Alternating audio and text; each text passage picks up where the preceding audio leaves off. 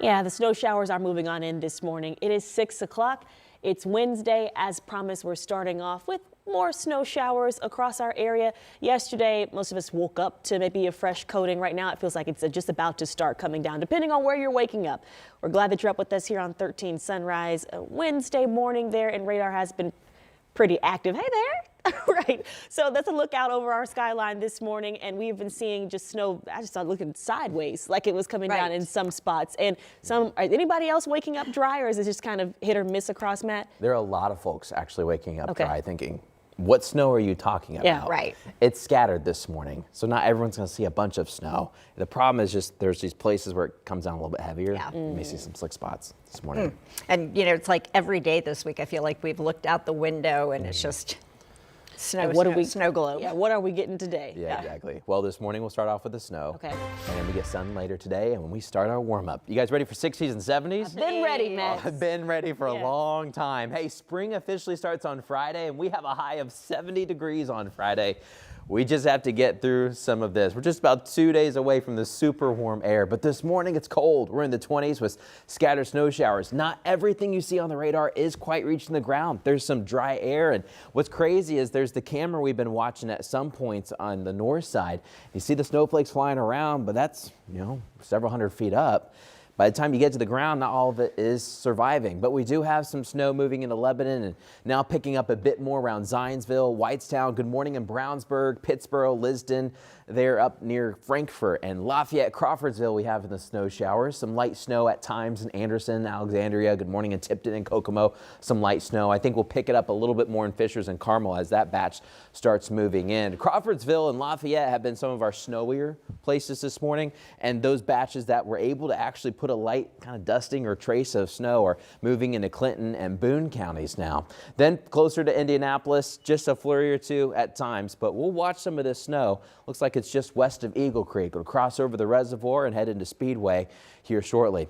Then we got to talk about this warm front. It is the reason why we're headed to the 60s and 70s this weekend. We just have to get through this round of snow first thing this morning. But the big question, Lindsay, has been, okay, where is it snowing, and is it actually sticking this morning? Yeah, it is. And you have to go a little farther northwest of the city because we're kind of under that dry slot that you were talking about around the Indy Metro. So let's head up to Lafayette, where we have certainly seen some snow sticking. And this is going to be our camera located right here along the I-65 corridor. This is at State Road 38. If you are familiar with this up in Tippecanoe County, light snow now starting to wrap up in this zone, but just look what it has left behind, especially on things like bridges and elevated ramp surfaces, things like that. That's where we anticipate some slick spots as snow is now sticking.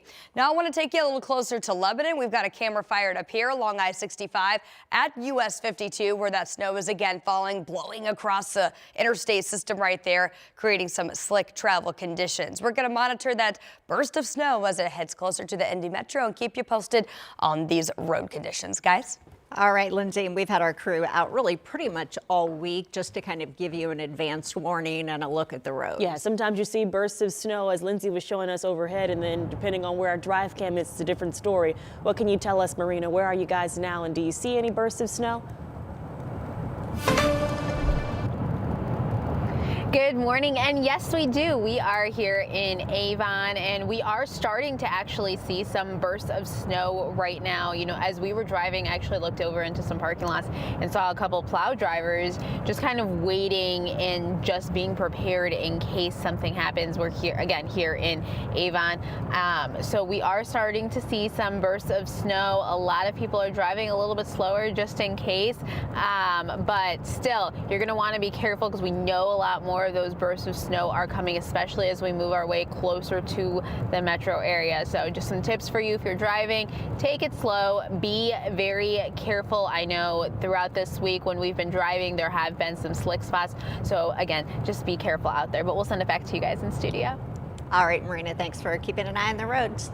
All right, we've got an update this morning, new in terms of the WNBA and its players union. They have now made a verbal agreement on terms for a new collective bargaining agreement. All right, so we're making progress. Yeah. Perhaps there could be a season after all. We certainly want to see the fever this year. So according to the Associated Press, this deal is expected to increase players' salaries, which of course has been a huge demand from players and a major sticking point. It's also important to note, if an agreement isn't finalized soon, it really could just push the season back. They still got a little work to do. The league still has to host an expansion draft because there are new teams in Toronto and Portland. Plus, the teams will have to negotiate with more than 80% of players who are free agents this offseason. So I think the end of May or mid-May is when the season is supposed to start. All right, fingers crossed. Well, this morning, frustrations continue to grow in the Fountain Square neighborhood because of construction projects that people who live there and work there say are just really taking over. Yeah, no doubt the construction is needed, but some business owners say it's really tough to keep customers coming in and out when they have all of this road work happening. Let's get out to Anna Chalker, who is in that area. Really hard to miss any of the project. We can see it behind you, Anna. Good morning.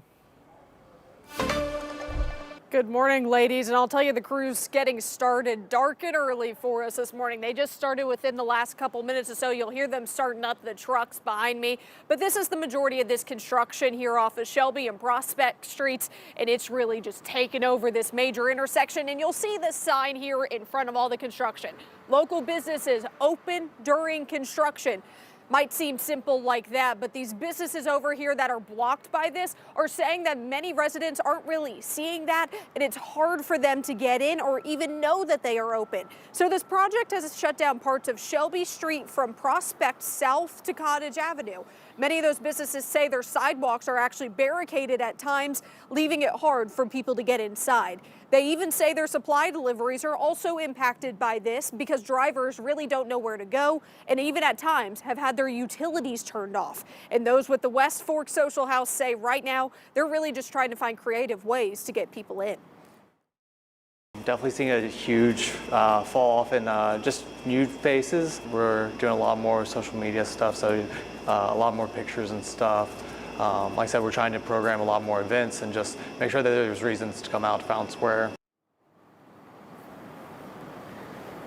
Now, Indy DPW telling us this project is to fix the drainage system here in Fountain Square. You can see those crews kind of looking at the area. We saw a truck with a jackhammer earlier, so we know they're going to be into the road here in a little bit. And they're expecting this project to wrap up within the end of the year, but still many steps to go with this. So coming up, we'll outline what this project's going to be looking like, what the phases are looking like through the next couple of months, and what these residents say they're looking for as they're waiting for that day when this is all cleared up and Fountain Square is back to what it is.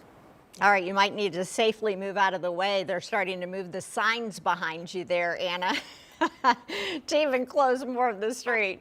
Hey, we appreciate it. Thank you.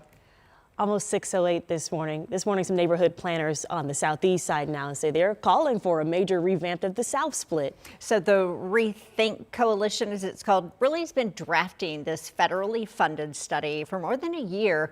They found revising this area could free up to 8 acres of developable land. Their plans could eventually reconnect Fletcher Place and Fountain Square. Fountain Square used to be much larger before the expressway came in. So in a lot of ways, this is actually reclaiming land that has been used for an expressway back to the neighborhood, back to the community. And we'll decide whether to turn this into a real project, but they say it could take years. It could take a lot of money, too. Early estimates put a basic rebuild at more than $2 billion, and the more ambitious designs could top $3 billion. In just a few hours, the trial continues for a man accused of murdering someone inside of the Indiana Convention Center. That attack all caught on camera. It was such a bizarre crime. 34-year-old Brian Fulton, seen here, accused of stabbing and strangling 58-year-old Al Gosnell, seen here. This all happened in September of 2024 in downtown.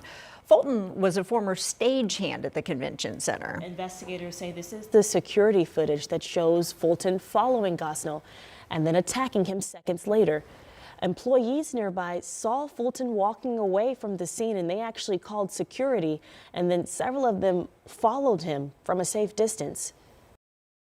This is an act of senseless violence, and it's murder. At the end of the trial, we believe, after his testimony, that you will agree that he acted in self-defense and find him not guilty. Well, Metro Police arrested Fulton just around the corner from the convention center. He was near the Greyhound bus station. His attorneys made it clear that he will testify in his own defense during the trial. Well, Matt, kind of got another snowy, windy start out there this morning. It is, definitely. You can see some of the snow showers out there on the north side by Carmel, and after looking out towards Fishers this morning, you can see some of the snow coming down, but it's not all reaching the ground. So some of us will get a dusting or a trace in spots. Coming up, we'll let you know how much we're expecting and where it is already starting to stick. Thank you, Matt. The U.S. now says it will secure the Strait of Hormuz without help from NATO allies. Plus, another Iranian leader killed as the conflict in Iran continues.